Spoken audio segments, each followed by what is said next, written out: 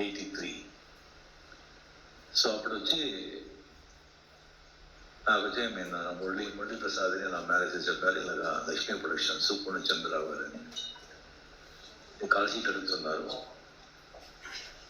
Act చేయాలని. చాలా బిజీగా ఉన్నాను నేను. ఇక్కడ టైం డేట్స్ ఏం లేదు కదా. ఇంకోటి తమిళ ప్రొడక్షన్స్ ఉన్నారు, తెలుగు ప్రొడక్షన్స్కి నేను ఎప్పటి నుంచి పిక్చర్ చేయాలి. ఇప్పుడు కాల్ షీట్ లేదు కదా. లేదు అని చెప్పాను. లేదు తమిళ కాదు, హిందీ పిక్చర్ అని చెప్పాను.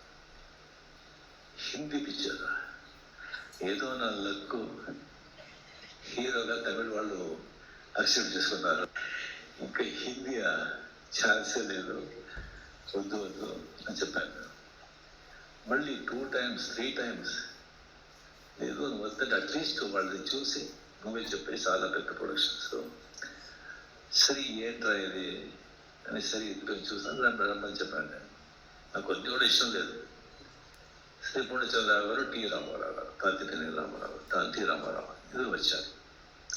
వచ్చి బాబు ఇలాగా మీరు వచ్చి మరి చట్టానికి కళ్ళు లేవు పిక్చర్లో మరి చూసుకున్నారా? నేను చూడలేదు సార్.